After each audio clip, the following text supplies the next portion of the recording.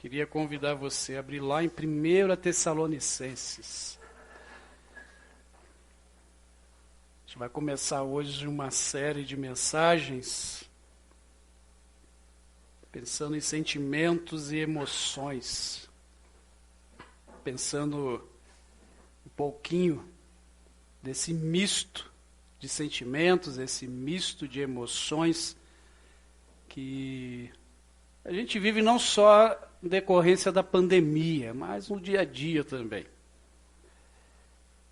E a gente vai começar hoje, vai terminar só em outubro.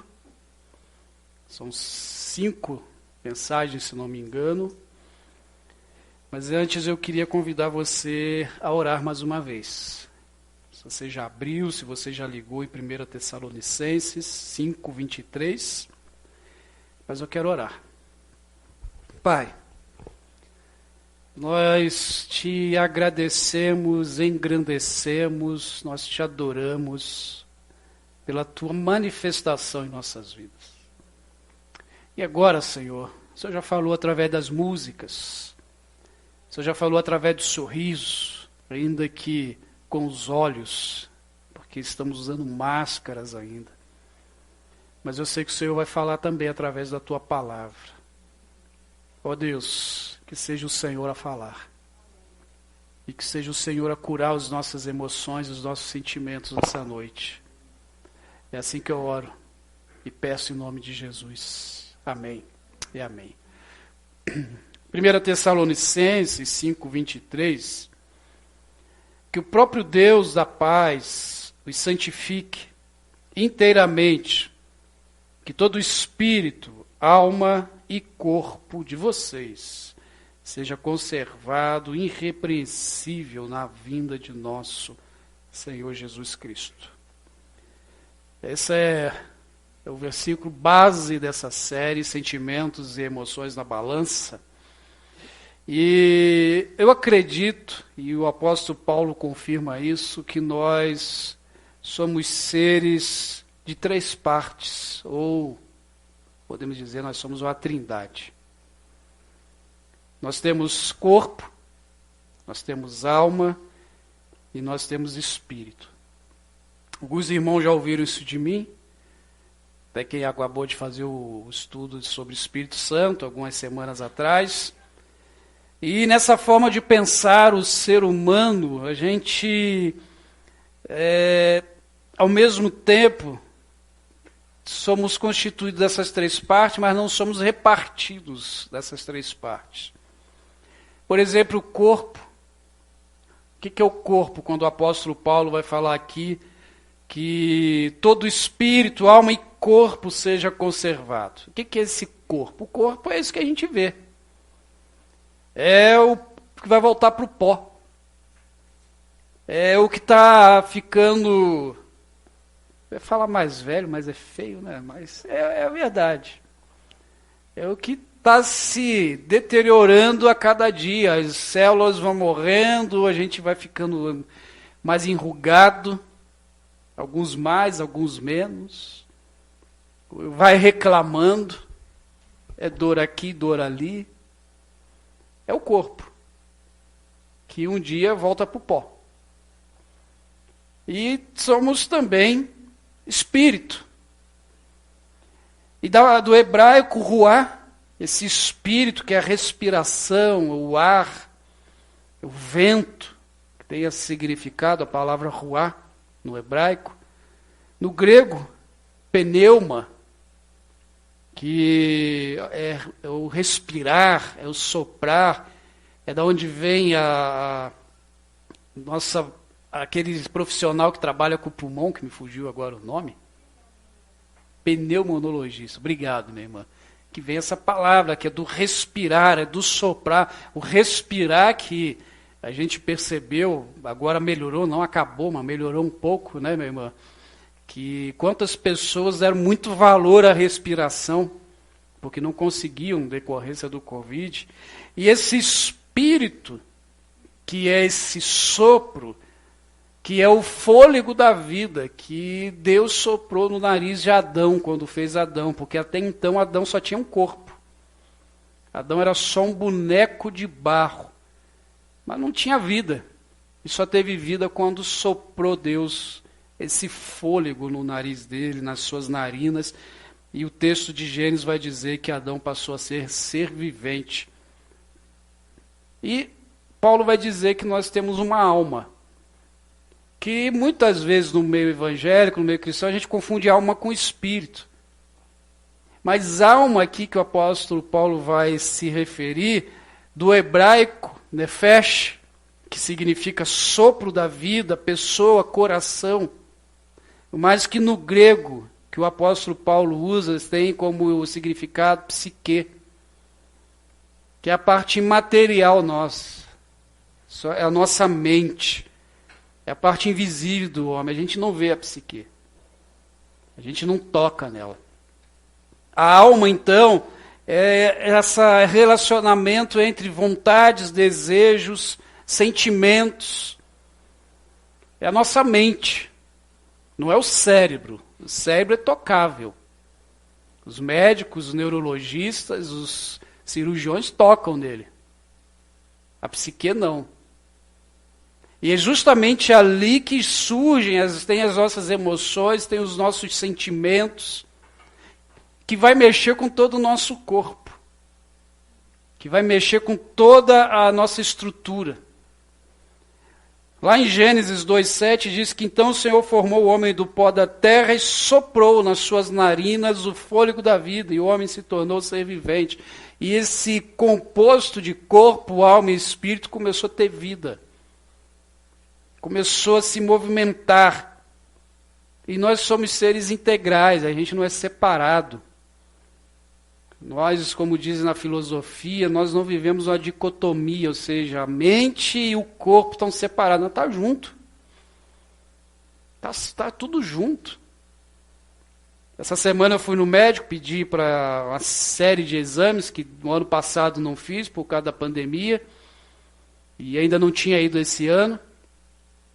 E ela perguntou o que eu estava sentindo. Eu falei, não estou sentindo nada, eu quero fazer exame. Aí pedi lá um monte de exame e tal. Perguntou se eu tinha algum problema de saúde. Falou, eu tinha pressão alta. Ela olhou assim, tipo, como assim tinha? Eu falei, a médica da UBS disse que minha pressão alta era emocional. Então eu tratei de cuidar das emoções. E ela perguntou, quanto deu tua pressão lá? 12/8. Tá boa. Mas era algo emocional que mexia com o corpo. E quando eu resolvi tratar isso, aí me perguntaram esse dia, mas como é que o senhor tratou? Eu falei, até agora eu não sei, só sei que eu tentei, ou tento, né, a Paula tá aí, sabe disso, não me preocupar mais tanto quanto me preocupava antes. Porque eu pretendo viver um pouquinho mais, e eu sabia que se eu não tratasse, né, tá aí a Samira, que há um tempo atrás cuidou da gente, né, braço formigando, pressão, nem lembro mais, nas alturas, porque o corpo responde às nossas emoções. Nós somos seres que estão todo constituídos. Ainda que a nossa mente faz o nosso corpo sofrer, e a gente chama isso de psicossomático, aí você pensa, mas e o espírito? O nosso espiritual pode ser afetado também com os pecados, com a vida fora daquele padrão que Deus deseja para nossas vidas, com a falta de perdão, a falta do buscar a presença dele.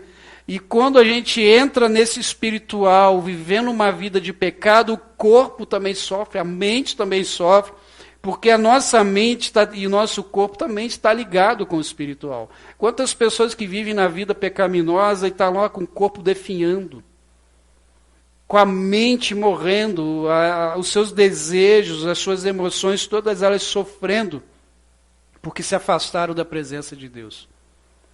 Então não adianta a gente querer viver uma vida de qualquer jeito, achando que não vai ter o cumprimento de algo no nosso corpo. Como eu sempre penso, a fatura um dia chega.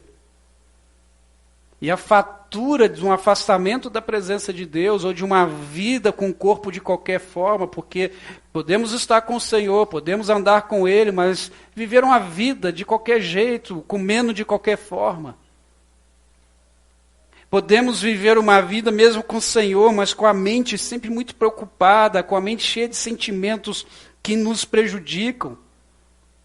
E o apóstolo Paulo diz aí no verso 23, Tessalonicenses 5, que o próprio Deus e Pai santifique inteiramente. Santificar, a santificação é retirar, afastar da nossa mente, do nosso corpo e do nosso espírito aquilo que ofende a Deus. Isso é um processo, isso é uma caminhada.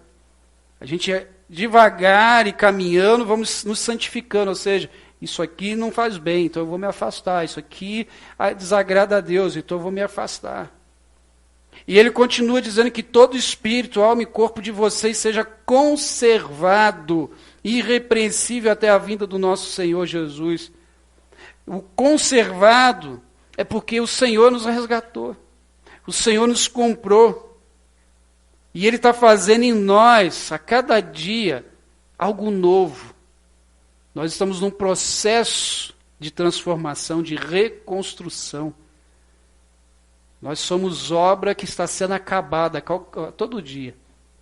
Que um dia nós vamos vir a ser aquilo que o Senhor deseja para nós, que é na eternidade.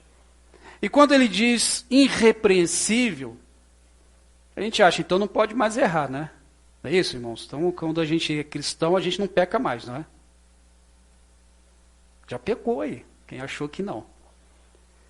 Ser irrepreensível, quando o apóstolo Paulo diz aqui, não é que a gente não erra mais, a gente não peca mais. Agora a gente vive uma vida assim, né, nivelada. Se fosse assim, irmãos, nós não estaríamos mais aqui, a gente já está no céu. No céu a gente vai ser assim. Quando ele diz irrepreensível, é que no momento em que a gente falha, no momento que a gente erra, no momento que a gente peca, a gente já pede perdão. A gente já pode chegar a Deus porque a gente tem livre acesso e dizer, Senhor, me perdoa. Orar a Ele, pedir perdão a Ele, dizer, Senhor, conserta porque quebrei de novo. E o mais vantajoso disso tudo, que quando a gente diz, Senhor, de novo, o Senhor diz, mas eu não me lembro da última vez.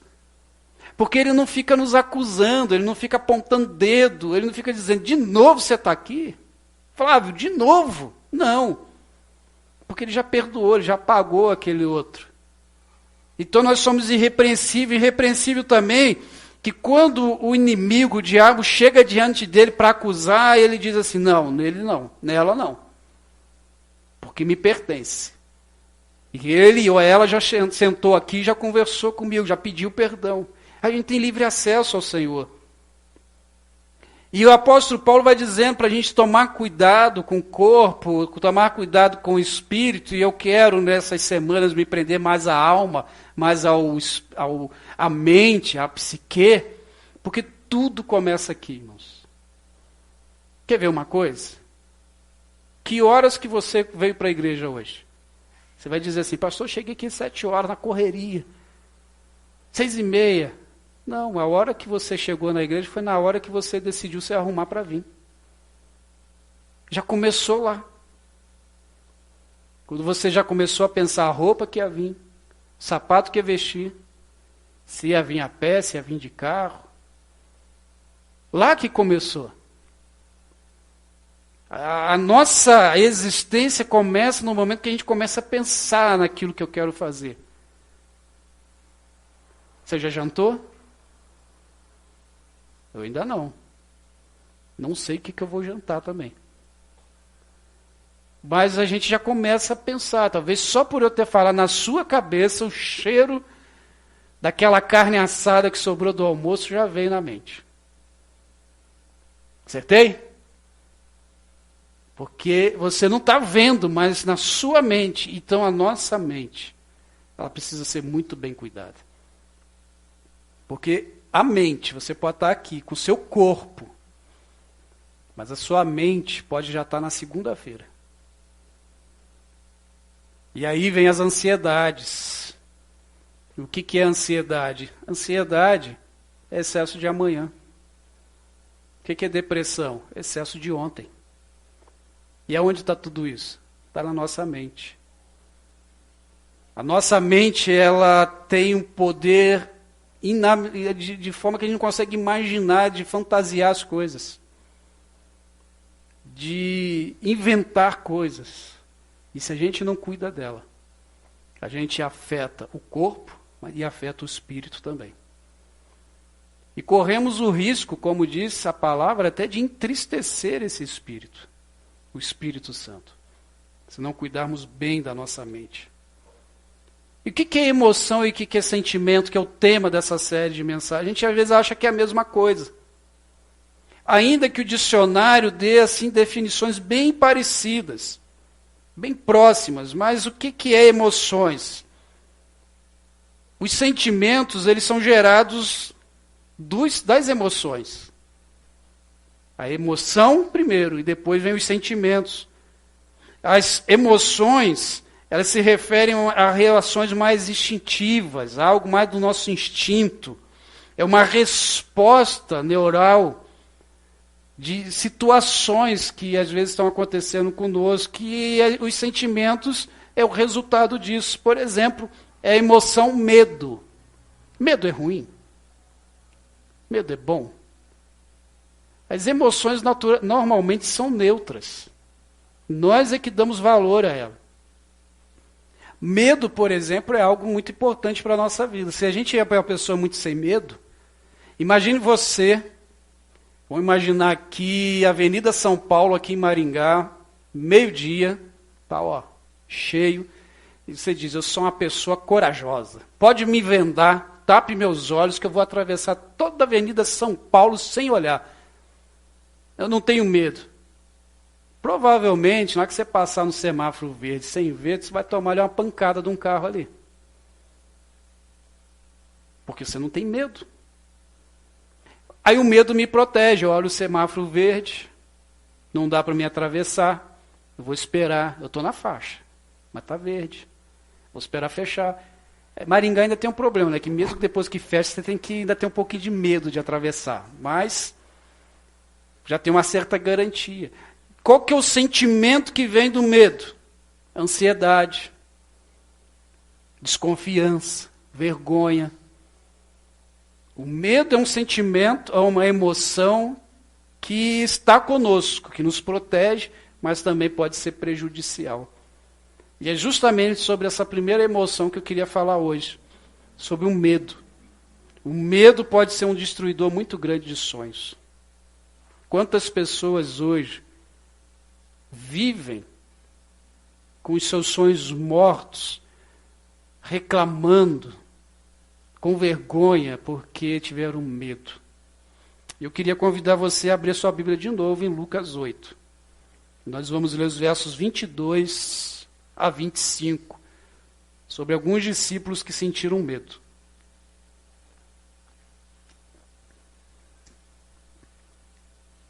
Lá diz assim: certo dia, Jesus disse aos seus discípulos, vamos para o outro lado do lago.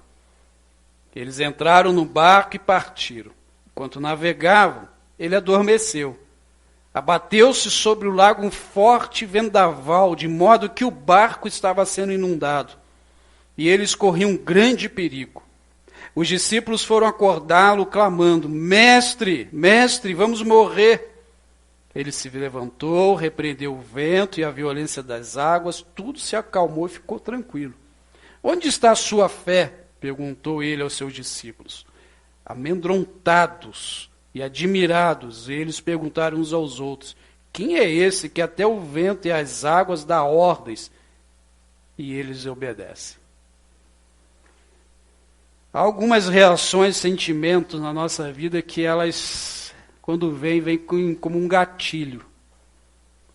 Acorda algumas coisas a gente. Gatilho é isso, é acordar, é um lembrete de alguma emoção ou uma dor emocional que estava ali guardadinha. A gente disse que estava lá no inconsciente. E devido a algum fenômeno a gente acorda. A gente desperta. Algum trauma, alguma coisa, um lembrete. E a gente sente uma tristeza e não sabe por que está triste. A gente sente uma dor e não sabe de onde vem uma ansiedade, vem um pânico assim, a gente não entende. Aquele gatilho que surgiu ali, a gente começa a ter uns feedbacks. O que é esse feedback? É uma memória que foi vivida. Mas você não estava falando daquilo, mas veio. Foi um cheiro que passou, uma frase que você ouviu, e geralmente isso é negativo, e isso traz alguns problemas, e o medo ele pode ser um gatilho. Eu vivi, alguns meses atrás, esse gatilho, quando peguei Covid. Eu acordei mal naquele dia. Paulo achou, melhor ir no médico, né? Melhor descartar do que ser. Mas como era muito recente, não deu para fazer o exame. O exame foi feito 3 dias depois. Mas fui no médico, até porque precisa tomar remédio. Estava com febre, garganta incomodando, corpo doendo. Enquanto a gente estava ali esperando o médico, estava tranquilo. Esperando, a gente saiu porque tinha uma pessoa muito mal lá dentro, a gente ficou preocupado, a gente saiu, ficou pro lado de fora, o médico chamou, daí tranquilo. Mas foi um médico botar o bendito do oxímetro no meu dedo. E eu achei que eu estava até com Parkinson. E o médico olhou para mim e perguntou, o senhor está bem? Eu falei, bem, não estou, né, doutor? Eu vim aqui, mas você está nervoso? Eu falei, tô. Por quê? Eu falei, porque eu não estou bem. Não sei se é Covid, mas nessa semana, foi a semana em que a irmã Maria faleceu por Covid, a nossa vizinha. Eu falei, nessa semana eu perdi uma vizinha por Covid. E agora eu estou com esses sintomas. Ele falou, não, mas você não precisa ficar desse jeito aí. Eu falei, mas eu também não estou entendendo. Que a mão fazia assim, né? Estava difícil até para medir o negócio. Gatilho, não sei porquê. Não está tão mal assim. Mas veio na minha memória o que aconteceu com a vizinha. Veio na minha memória a quantidade de pessoas que estavam e estão, naquele momento maior, as mortes. Um gatilho, por um medo. Algo que acionou minha memória. E esse medo ele veio assim multiplicado por 1000. Tem que ter medo, preocupação com a doença? Sim. Mas não precisava ter multiplicado tanto. O medo, ele é perigoso quando paralisa a gente. O medo, ele é perigoso quando esse sentimento, ele começa a tomar a nossa vida, o nosso dia a dia e gera fobia. Medos que a gente não consegue explicar, ações que a gente não consegue viver, e essas impossibilidades que vai trazer para a nossa vida, isso não é saudável. Essa pandemia, por exemplo, com medo, muitas pessoas até agora têm medo de sair de casa. Não conseguem viver. E aí a gente vai dizer assim, é frescura, é não sei o quê. Não. Porque a nossa mente, ela tem esse poder, às vezes, de controlar de forma que não é boa. Os discípulos de Jesus passaram por esse medo. Medo de morrer. Medo daquela tempestade. E é interessante que a maioria deles eram pescadores. Estavam acostumados a vivenciar tempestades. Eles sabiam lidar com as situações, mas naquele momento eles estavam com medo. Aí eu não sei se a reclamação, o pedido deles era o medo da tempestade ou incomodados de ver Jesus dormindo. Mas o que chama a atenção é que o texto diz que eles estavam amedrontados, ou seja, estavam quase que paralisados. E eles eram pescadores. Eles estavam acostumados a ir a encarar tempestades. E alguns comentaristas bíblicos dizem que essa região que eles estavam, nesse lago, por causa das montanhas em volta, tempestades surgiam do nada ali. Os ventos canalizados pelas montanhas faziam com que as águas ficassem revoltadas, mesmo revoltas. Então era um lugar que eles conheciam. Não era um qualquer lugar. É como quando a gente vai para o Rio, eu acho muito interessante, às vezes está ali, está um sol bonito, está um tempo legal, mas a gente passa de uma cidade para outra, o tempo já fechou, já chega a chuva, aí a gente passa, algo que surge do nada. Então esses homens ficaram paralisados por algo que eles estavam acostumados. O medo, ele pode ser um fator positivo, como eu falei há pouco, mas ele pode ser um fator negativo quando me paralisa, quando me freia, quando não me deixa andar. E o que eu preciso fazer? Eu preciso olhar e dizer, da onde está vindo esse sentimento de medo? Como eu falei há pouco, quando o médico bota o oxímetro no meu dedo, a mão começa. Quem olhava aquilo, achava até que o negócio estava dando choque. Olha que aquilo é uma bateriazinha pequena.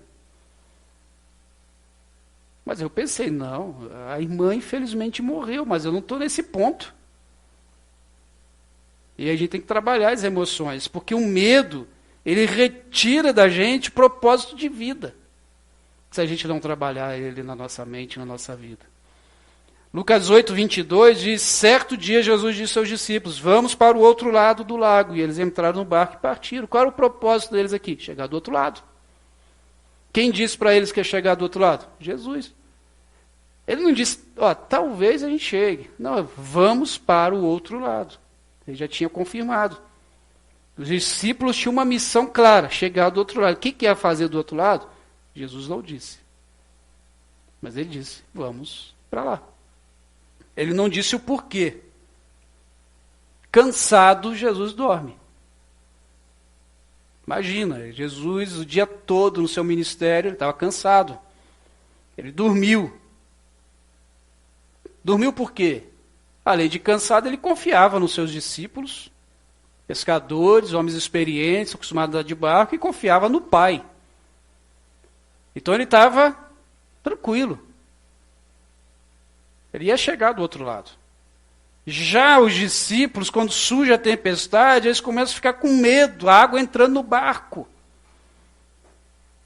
Desconfiados da vida. E aqui a gente tira uma coisa para a gente já nesse momento, para que a nossa vida não fique paralisada. Que o medo, se tirar o foco da sua vida, você acha que vai afundar. E você não avança. Você acha que não vai chegar em lugar nenhum. O que me chama mais atenção em Jesus aqui, nesse texto, não é acreditar que Jesus vai fazer algo, não é ver que Jesus vai parar a tempestade, até porque eles nem sabiam o que ia acontecer. Porque é nesse momento de medo que os nossos sentimentos podem ser transformados, a gente pode desistir, a gente pode parar um projeto que já estava traçado, estava tudo bonitinho, e a gente pode até desistir da fé, por causa do medo. Por causa de coisas que estão acontecendo, tempestades que chegaram de repente, quantas pessoas de março de 2020 para cá pararam as suas vidas, desistiram. Mas pastor, a pandemia foi horrível. Sim, foi, não, está sendo. A pandemia não acabou. Mas se a gente não perceber que a vida pode continuar, a gente morre também. Talvez não morra fisicamente, mas para. Porque a tempestade chegou. E aí, na minha opinião, tem duas coisas que a gente precisa fazer. A primeira delas é procurar se acalmar. Se não dá para mudar a situação, então mude a gente primeiro. Vou me acalmar, vou sentar, vou refletir, vou esfriar a cabeça. A gente nunca pode tomar decisão com cabeça quente. Há alguns momentos na vida da gente que a gente não pode tomar decisão. Primeiro com cabeça quente, quando a coisa está pegando fogo. Normalmente as decisões são erradas. Também a gente não pode tomar decisões quando está tudo muito bem e a gente está muito feliz, que aí a gente toma decisões erradas porque a gente está muito eufórico. A gente precisa se acalmar, respirar, refletir um pouco, para tomar as decisões certas. Segunda coisa que eu vejo aqui, que também é importante, e não é menos importante do que a primeira, mas depende também da primeira, é buscar a presença de Deus. Mas peraí, pastor, não tinha que ser a primeira? Não, tem que ser a segunda, pelo seguinte, que quando a gente está com a cabeça quente, tem gente que nem Deus procura. Os discípulos procuraram primeiro ao Senhor. A esperança deles era ali. Mas tem gente que nos momentos aflitivos da vida, do fogo pegando, nem procura Deus, quer resolver de qualquer jeito. Então por isso que é melhor sentar, esfriar a cabeça, ouvir alguém, ouvir um conselho, de repente não ouvir ninguém, vai para o quarto, vai gritar lá, vai surtar lá no quarto, vai esbravejar no quarto, na hora que acalmar, Senhor, o que eu faço? Ainda que a gente seja pego de surpresa, a gente tem que se acalmar para não perder o rumo da vida. Para não perder o rumo daquilo que Deus tem para a gente. Porque, como eu disse, medo, para alguns, inclusive, dizem que medo é inato, nasce com a gente. Eu tenho lá minhas dúvidas. Você já viu o bebezinho, quase que recém-nascido, nadar? Já viram? A gente vê de vez em quando isso na TV, eu acho incrível aquilo, porque um bebezinho de 2 meses, de 1 mês, sabe nadar, e eu, com 44, não sei. É duro isso, né, Aguinaldo? Por que ele não sabe nadar? Eu não sei nadar, e aquele bebezinho de 1 mês sabe nadar? Porque ninguém disse para ele que ele não sabe. Ninguém disse para ele que era perigoso ele estar na piscina sozinho. O instinto dele, segundo alguns, de sobrevivência, ele vai bater os bracinhos e vai nadar. Vai boiar, nem boiar eu sei. Mas o bichinho lá de 1 mês sabe, porque ninguém disse para ele. E aí essa criança vai crescendo, ela vai se desenvolvendo, ela começa a andar, aí a gente já diz, não corre, porque senão tu vai cair e vai machucar o joelho. Ela já pensa assim, opa, aí cai e machuca o joelho, né? Ralou o joelho. Aí a gente fala o quê? Não te falei que se você correr, você vai se machucar, e a gente já começa a ensinar medo para a criança. Medo que protege? É. Mas às vezes a gente começa a bloquear as crianças, e elas chegam a um adulto que foi tão bloqueado que hoje não sabe fazer as coisas. Tem medo. E não foi um medo positivo, não foi um medo de cuidado. Quem tem filho pequeno, principalmente quem assiste em casa, ensine sim, ensine que tem perigos mesmo. Enfiar dentro na tomada dá choque, pode até fazer algo pior.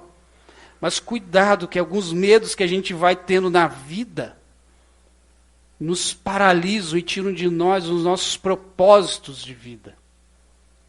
Os medos até mesmo de se arriscar em determinadas coisas que seriam bênção para as nossas vidas, mas a gente tem medo.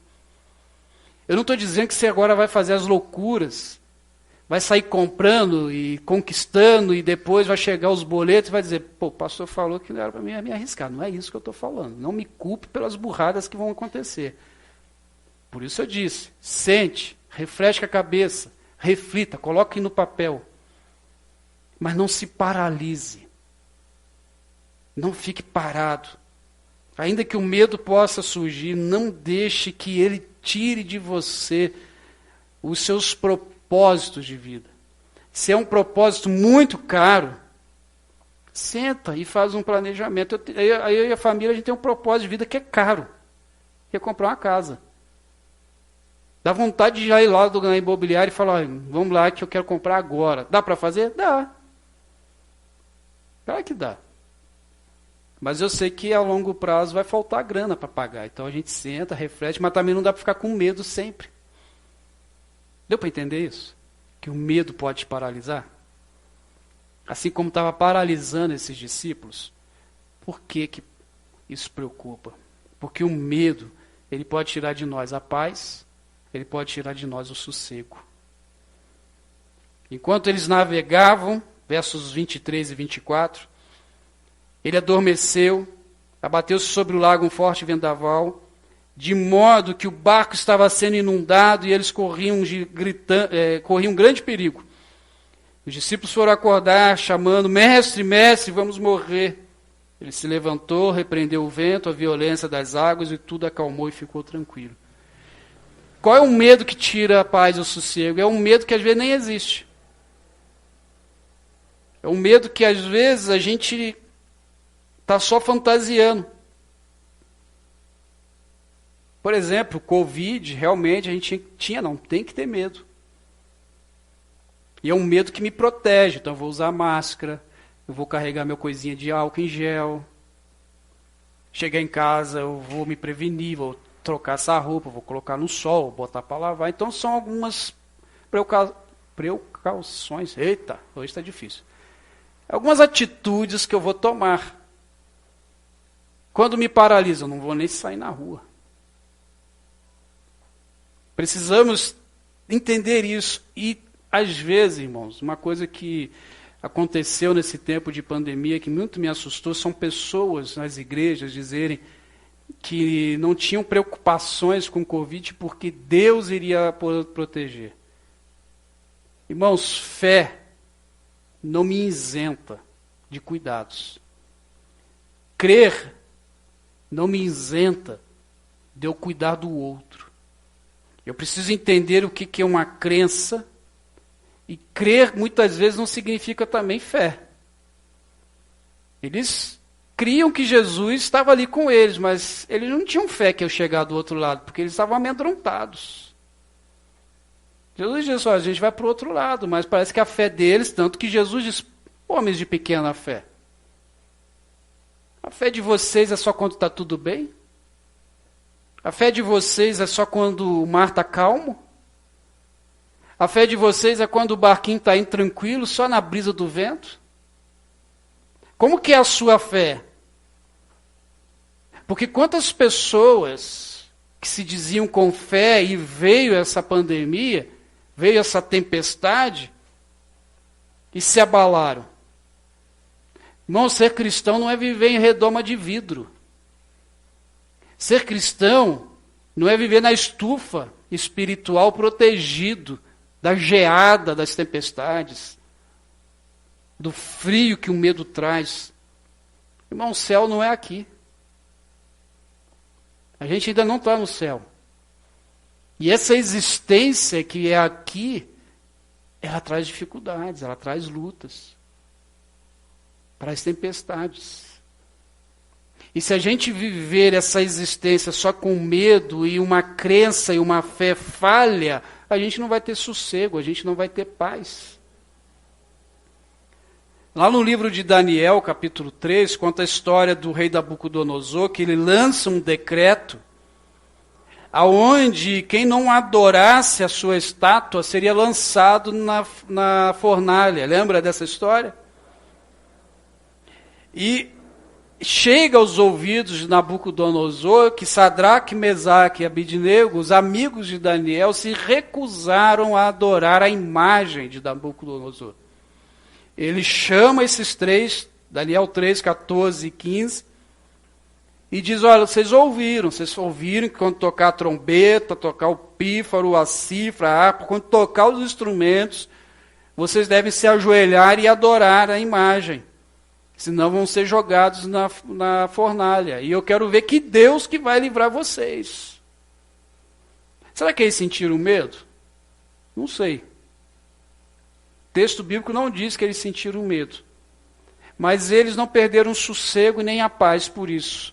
Os versos 16 e 18 de Daniel 3 diz que Sadraque, Mesaque e Abidnego responderam ao rei. Ó Nabucodonosor, não precisamos defender-nos diante de ti. Se formos atirados na fornalha em chamas, o Deus que prestamos culto pode livrar-nos.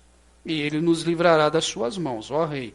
Mas se ele não nos livrar, saiba, ó rei, que não prestaremos culto aos seus deuses, nem iremos adorar a imagem de ouro que mandaste erguer. Traduzindo o que esses três disseram para o rei Nabucodonosor. Eles disseram o seguinte, rei, se o Senhor nos jogar na fornalha, e se Deus quiser nos livrar de lá, nós vamos ser salvos. E é o nome dele que vai ser glorificado. Mas, se a gente morrer ali, ele vai continuar sendo glorificado e nós vamos estar com ele e vamos ser livres das suas mãos. Para a gente guardar bem esse fato, na última mensagem eu vou voltar nesse texto. Então deixa um spoiler, dia 2 de outubro. Se não falha a memória, a gente vai voltar nesse texto. Porque o medo, se ele nos paralisa, a gente entrega a fé, a gente nega Cristo. É isso que esses jovens estão ensinando para a gente. Se a gente não para pensar. Jesus aqui está nos ensinando em Lucas que os discípulos, eles até criam nele, mas ainda não tinham uma fé profunda nele. Verso 24 diz assim, os discípulos foram acordá-lo, mestre, mestre, vamos morrer. Ele se levantou, repreendeu as águas, tudo se acalmou e ficou tranquilo. O que eu tiro aqui também para mim? Ter fé, irmãos, não é quando tudo está bem. Ter fé A gente cantou há pouco sobre milagres aqui. Ter fé não é quando o milagre acontece. Ter fé não é saber que as coisas vão se resolver. Sabe o que é ter fé? É dormir diante das tempestades. Crer e ter fé que Deus está comigo é mesmo a tempestade chegando e eu conseguir dormir. Sabendo que é Ele que luta as minhas batalhas. A tempestade estava lá. O barco estava para afundar, mas Jesus continuava dormindo. Por quê? O descanso dele era no Pai. Então, pastor, então o mundo está acabando, não preciso fazer mais nada? Não, tem coisas que é para a gente fazer, mas eu não posso perder o sossego. Eu não posso perder a paz. Eu não posso ser um cristão rabugento, porque as coisas estão só vindo, só vindo. Se eu confio, se eu sei o Salmo 23, verso 1, que a gente fala de boca cheia, o Senhor...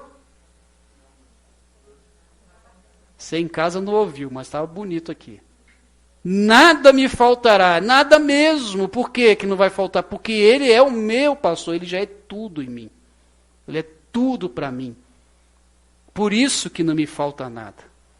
Se a gente crê isso, e quando chegam as tempestades, quando chega o Covid, quando vem o diagnóstico de câncer, vem o desemprego, a gente já puxa os cabelos, se desespera e grita para o mundo, por que comigo, por que comigo? E aí eu pergunto, por que não comigo? Porque eu não sou blindado. Eu não estou no céu ainda. Quando chegar no céu, irmãos, não tem doença, não tem desemprego, não tem choro, só tem alegria, porque é céu. Mas nós não estamos lá. Posso começar a viver o céu aqui, confiando que Deus está comigo. Quando a gente fala paz do Senhor, o shalom, é entender que a gente fala isso, a gente sabe disso, que o shalom não é a ausência de problemas. A paz do Senhor não é essa ausência de problemas. Mas é saber que esse Senhor da paz está comigo mesmo com os problemas. E aí eu consigo ter paz, eu consigo ter sossego, porque é Ele que está lutando. Porque se eu não cuidar disso, se eu não entender que a fé em Deus faz com que eu tenha paz, que eu tenha sossego, esse medo rouba de mim a possibilidade de ver as bênçãos do Senhor. E bem à frente do texto que lemos, lá em Lucas 8, 26 a 29, depois o 37 a 39, você está acompanhando aí, dá uma lida aí. Navegaram para a região dos Gesarenos, que fica do outro lado do lago, frente à Galiléia. Quando Jesus pisou em terra, foi ao encontro dele um endemoniado daquela cidade. Fazia muito tempo que aquele homem não usava roupas, nem vivia em casa alguma, mas nos sepulcros. Quando viu Jesus, gritou, prostou-se aos seus pés e disse em alta voz: Que queres comigo, Jesus, Filho do Deus Altíssimo? Rogo-te que não me atormentes. Pois Jesus havia ordenado ao espírito imundo que saísse daquele homem. Muitas vezes ele tinha se apoderado dele, mesmo com os pés e as mãos acorrentadas e entregue aos cuidados de guardas, quebrava as correntes e era levado pelo demônio em lugares solitários. Então, todo o povo da região dos Gesarenos suplicou a Jesus que o retirasse, porque estava dominado pelo medo. Ele entrou no barco e regressou. E o homem a quem havia saído os demônios suplicava-lhe que o deixasse ir com ele. Mas Jesus o mandou embora, dizendo: Volte para casa e conte o quanto Deus lhe fez. Assim o homem se foi e anunciou a toda a cidade o quanto Jesus tinha feito por ele. Só para você se situar, eu pulei porque o texto é grande. Jesus expulsou aqueles demônios e aquele homem foi liberto. Ele já até queria seguir Jesus, mas Jesus disse para ele: Não, você não vai me seguir, você vai para casa. Por quê? Porque o texto diz que aquele homem há muito tempo vivia daquele jeito. Se ele era casado, ele já não via mais a esposa. Se ele tinha filho, não via mais filho. Porque ele foi tomado pelos demônios, não tinha mais relacionamento com as pessoas. Então Jesus disse, vai lá, vai estar com a sua família. E diz o texto que ele virou missionário. Porque por onde ele ia dizendo para as pessoas da cidade o que Jesus havia feito com ele. Irmãos, vamos agora pensar nos discípulos. Jesus diz, vamos chegar do outro lado do barco. Jesus não disse o porquê. O texto aí não deixa claro se ele foi lá para expulsar o demônio. Mas o texto diz que quando ele bota o pé fora do barco, o homem endemoniado vai até ele. A presença de Jesus fez um milagre ali, e aquele homem é liberto. Mas se aqueles discípulos resolvem dar uma meia volta no barco, em vez de acordar Jesus, dar uma meia volta por medo da tempestade, eles não iriam contemplar um milagre da salvação daquele homem. O medo poderia ter roubado daqueles homens a bênção de ver uma vida transformada. O medo poderia ter roubado dos discípulos de Jesus a oportunidade de ver Jesus libertando aquela pessoa, aquele homem, dos laços do diabo. Se nós tivermos medo de avançar, de agir, medo de falar do evangelho, medo de trabalhar no reino, nós não vamos ver as pessoas sendo transformadas ao nosso redor. Se nós tivermos medo de trabalhar para o Senhor e medo de dizer que nós somos do Senhor, nós corremos o risco de não ver a glória dele. E pior, se nós tivermos medo e vergonha dele, nós corremos o risco de, naquele dia que a gente está esperando tanto, de ouvir da boca dele, afastai-vos, apartai-vos, sai de perto de mim, maldito e maldita, porque eu não vos conheço. O medo pode tirar até o céu da gente. A eternidade. O medo não pode te paralisar, irmãos. Então eu convido você a ter equilíbrio nas suas emoções, equilíbrio quando o medo vir. O medo, ele pode roubar de nós até a vida. Então convido você a buscar a presença de Deus. Para manter esse equilíbrio na sua vida, diante do medo, você pode olhar e pensar, por que eu estou com medo? O que está me causando medo? Não estou entendendo esse medo. Perceba diante de você o que está te causando essa ansiedade, o que você está focando e não era para focar. E lógico, tenha fé em Cristo. Ele está no barco com você. O barco está balançando, mas ele está ali. Clame a ele sim. Chame por ele, mas saiba que ele está com você.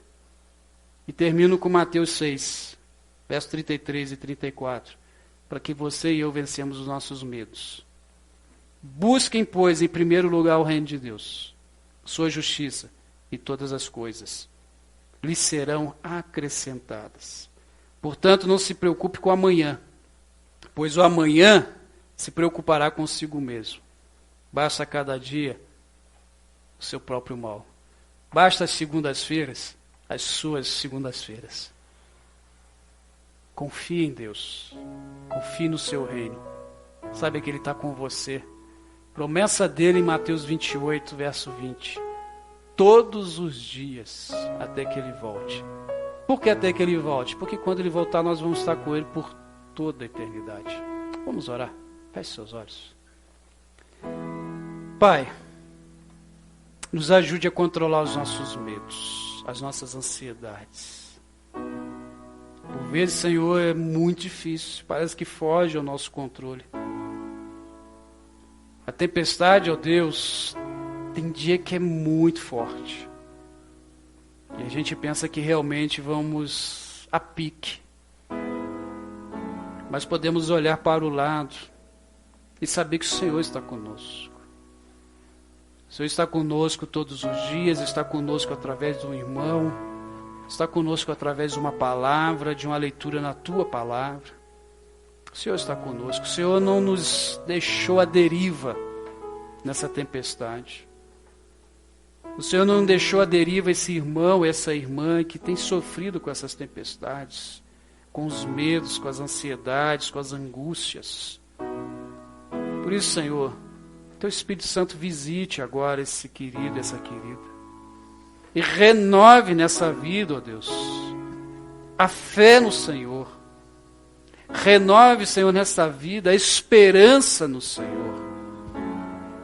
Traga, Senhor, um equilíbrio nas suas emoções e nos seus sentimentos. Ó Deus, e que durante essa semana possamos entender que o Senhor está ali conosco. Nós não sabemos o que vai acontecer, mas o Senhor já sabe, o Senhor já está lá. Nós não sabemos o que vai acontecer nessa segunda-feira, mas o Senhor já está ali. Então, Pai, que tenhamos fé e sigamos caminhando contigo. É assim que eu oro, assim que eu te agradeço, Pai. Em nome de Jesus. Amém e amém.